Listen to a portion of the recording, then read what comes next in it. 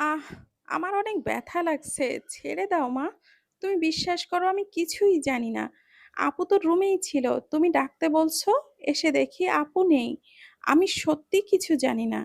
রাইসার চিৎকারে নাবিলা তেতে উঠলেন। এই কুলক্ষণা মেয়ে যে বাড়িতে থাকবে সর্বনাশ হয়ে যাবে সেই বাড়ি। ধ্বংস হয়ে যাবে। আমার মেয়েটা কোথায় গেল? রাইসা ঘুরে বাবার দিকে চাইলো একটুখানি ভরসার জন্য। বিশ্বাস করো আব্বু, আমি সত্যিই জানি না আপু কোথায় গিয়েছে। তাশফিক শিকদার যেন কথাটির কোনো গুরুত্বই দিলেন না। মেজাজ চড়ে গিয়েছে তার। এত এত আত্মীয় স্বজনের কাছে তার মাথা হেট করে দিল সানজিদা। এখন এই মুখ নিয়ে কি করে তাদের সামনে গিয়ে দাঁড়াবেন? বড় শখ করে একটা ধনী পাত্র পেয়েছিলেন, মেয়ে বলছিল না? দুশ্চিন্তার ছাপ আর মান ইজ্জত সব একসাথে জেঁকে বসেছে।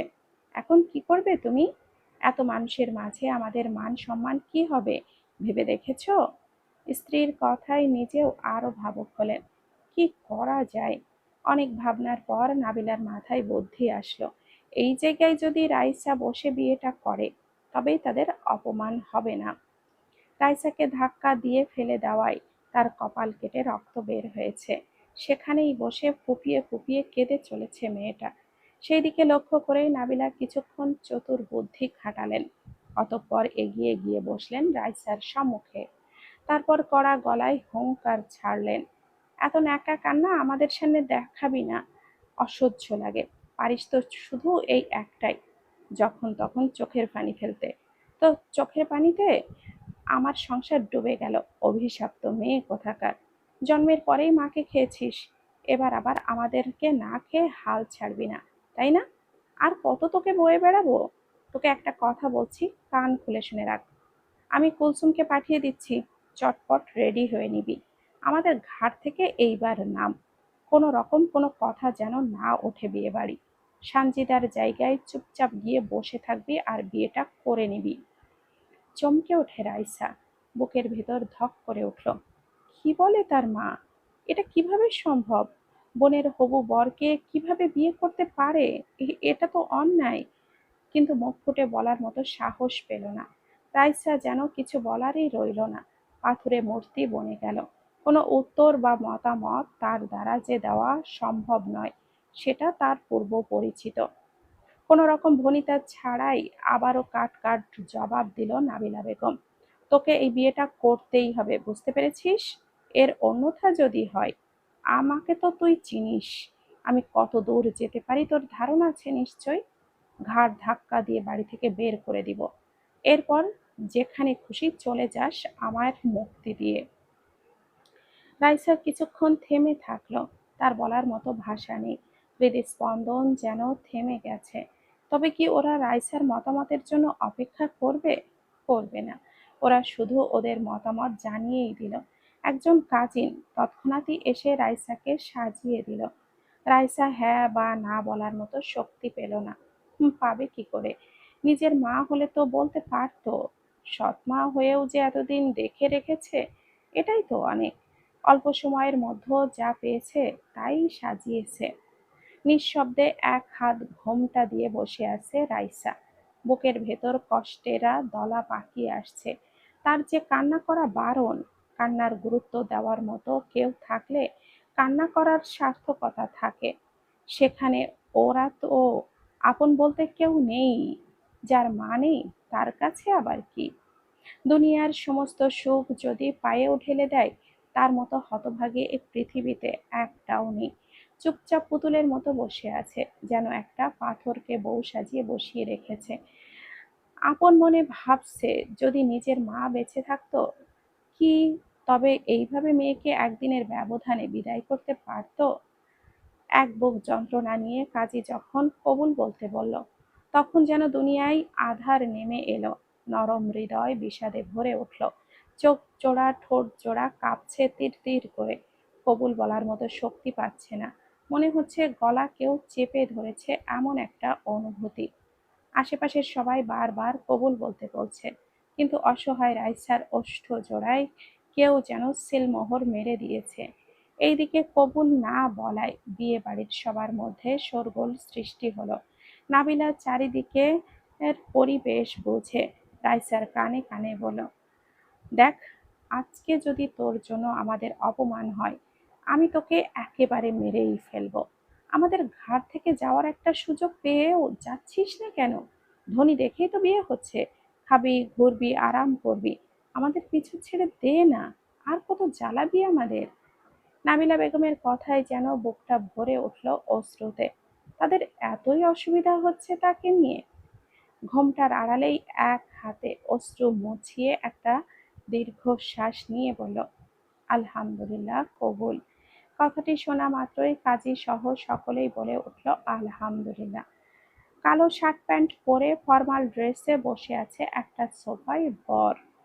অথচ বরের কোনো সাজ তার মধ্যে নেই, চেহারায় কোনো চমক নেই, আছে একরাশ রাগ। এত মানুষের মাঝে যা প্রকাশ করতে চেয়েও সে পারল না। কারণটা অবশ্য তার মমতাময়ী মা। শুধুমাত্র মায়ের কথায় বিয়ে করেই চলে যাবে এই বিয়ের আসর ছেড়ে।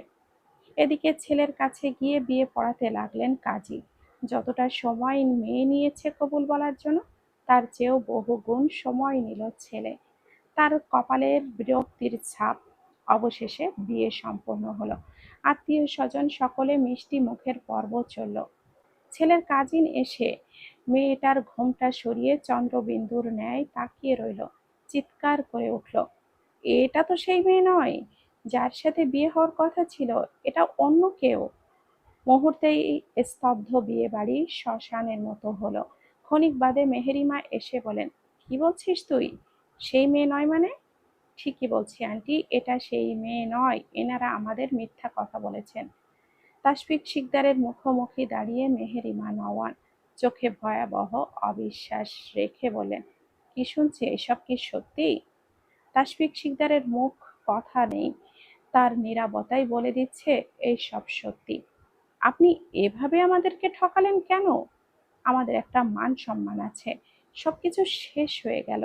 আপনাদের মেয়েকে বিয়ে দিবেন বলে অন্য একজনকে বসিয়ে দিলেন বইয়ের জায়গায়। ঠকবাজ কোথাকার! আমার ছেলের জীবনটা শেষ হয়ে গেল। দেখুন, আমাদেরকে বিশ্বাস করুন, আমরা এটা করতে চাইনি, কিন্তু এটা ছাড়া আমাদের আর কোনো উপায়ও ছিল না। নাবিলা বেগমের কথায় আরো তেতে উঠলেন মেহেরিমা নাওয়ান। আপনাদের উপায় আপনাদের কাছেই রাখুন। আমাদের এত বড় সর্বনাশ কেন করলেন? এর জবাব দিন। তাসফিক শিকদার বলেন, দেখুন বেআইন, আমার মেয়েটা একটা চিঠি রেখে পালিয়ে গেছে। আমরা জানতাম না আমাদের মেয়ে অন্য কাউকে ভালোবাসে, তাহলে এটা কখনোই করতাম না। আর এটাও আমার আরেক মেয়ে, দয়া করে ভুল বুঝবেন না। আর এই বিষয়ে আমি বেআইয়ের সাথে কথা বলেই সিদ্ধান্ত নিয়েছি, যাতে আপনাদের বা আমাদের কারোরই অসম্মান না হয়। কিন্তু এতে লাভ হলো কি? মান সম্মান তো চলেই গেল। ঘুরে নিজের স্বামীর দিকে তাকিয়ে ফের বলেন, তুমিও এসব জানতে? স্ত্রীর কথায় মাহতাব নওয়ান হকচকিয়ে গেলেন। দেখো, আমিও পরেই জেনেছি। আর ততক্ষণে করার কিছুই ছিল না। বিয়ে বাড়ির মানুষজনের সামনে কিভাবে কি করতাম তোমাকেও বলতে চেয়েছি।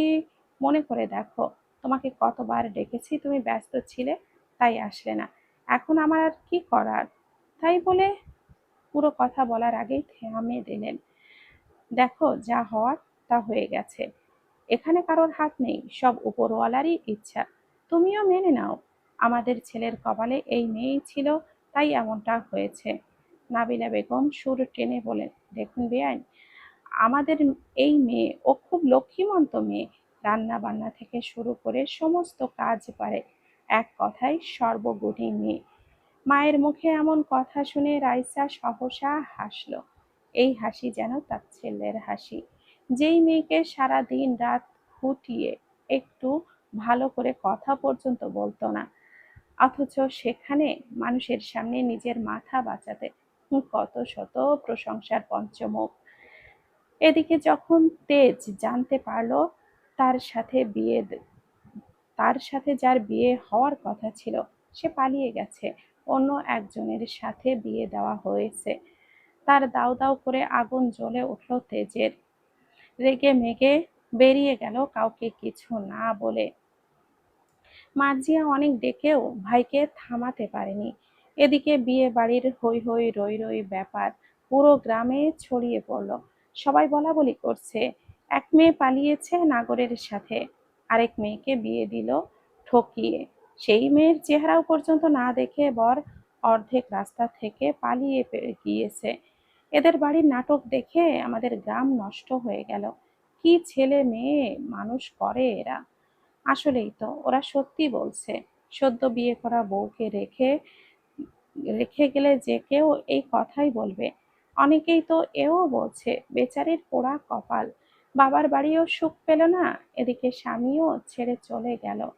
মনে হয় না আর সংসার জীবনেও সুখ লাভ করবে। মা না থাকলে যা হয় আর কি। কথাগুলো ঘোমটার আড়ালে শুনে নিঃশব্দে চোখের পানি ফেলছে রাইসা। আজ তার আপন মায়ের কথা বড্ড মনে পড়ছে।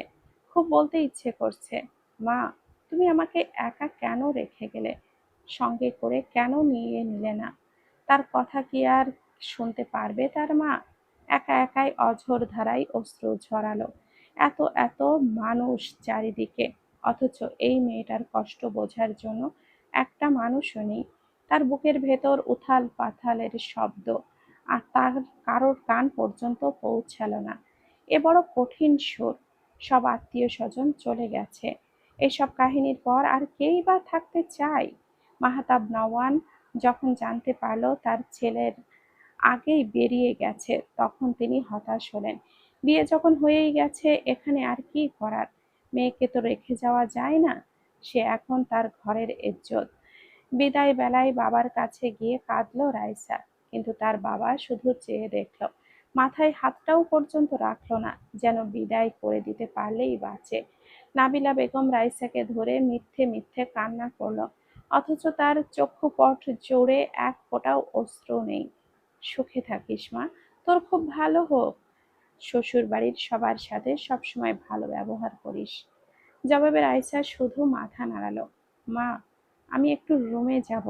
এই সারাটা দিন মেয়েটা আহ, এই একটা কথাই বলল। মেকি হেসে জবাব দিল, হ্যাঁ হ্যাঁ, যা।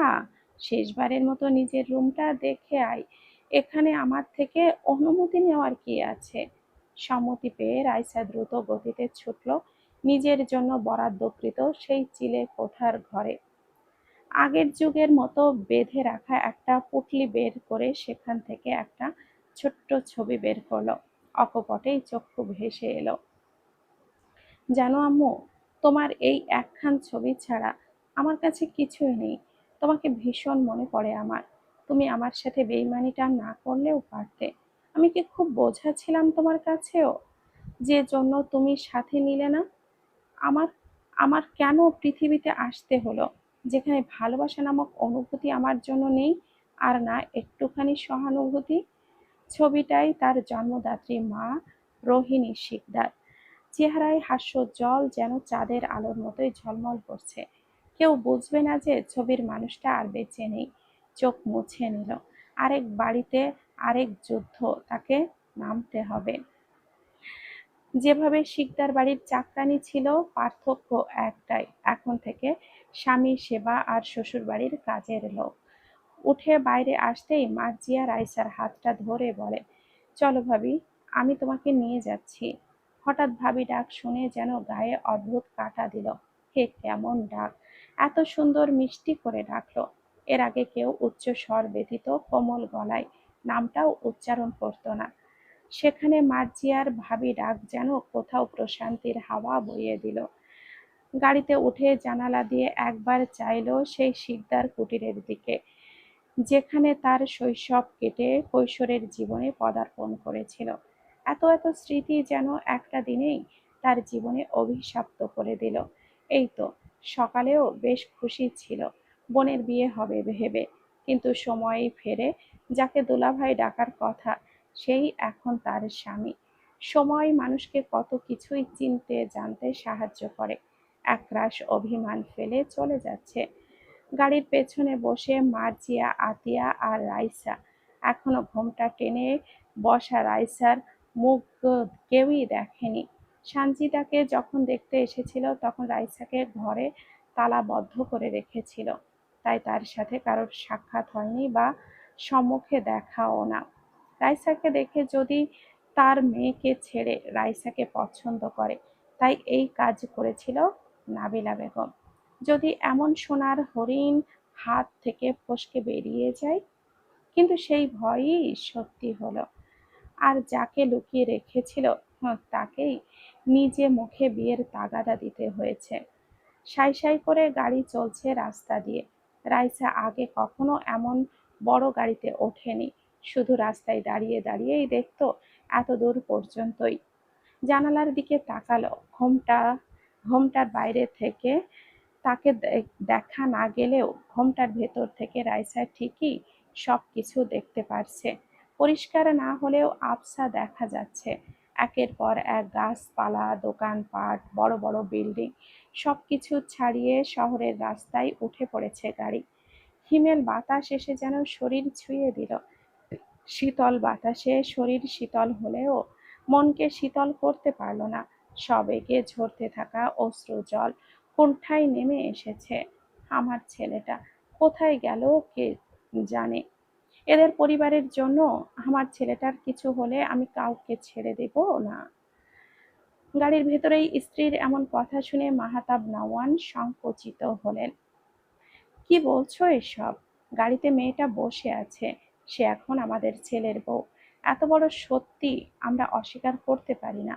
আর তাছাড়া তুমি ওর সামনেই এমন কথা বলছো, মেয়েটার তো খারাপ লাগবে, তাই না? তুমি কি বলতে চাইছো? আমি কি মিথ্যা কিছু বলেছি? যারা মিথ্যা দিয়েই এত বড় সম্পর্ক তৈরি করলো, তুমি তাদের পক্ষই নিচ্ছ? দেখো, আমি কারোর পক্ষই নিচ্ছি না। তুমি শান্ত হও, বাড়িতে গিয়েও এই নিয়ে আলোচনা করা যাবে। পরবর্তীতে মেহেরিমা নওয়ানও আর কিছুই বলেনি। তার ছেলে নিয়েই যে টেনশনে আছে, আর বাড়তি কথা বলল না। গাড়ি এসে থামলো নওয়ানকুঞ্জতে।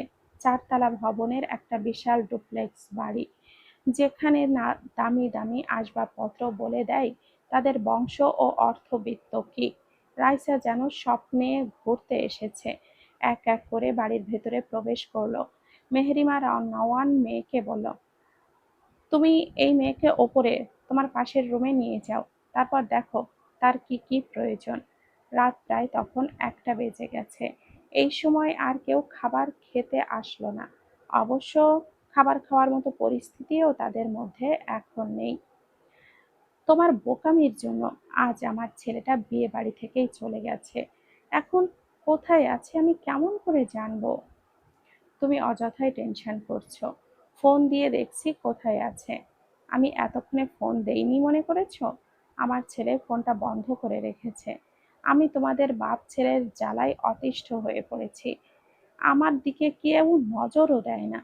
যে যার মতো সিদ্ধান্ত নেয়, যে যার মতো বাড়ি ছাড়ে। আর আমি এত কিছু নিতে পারছি না।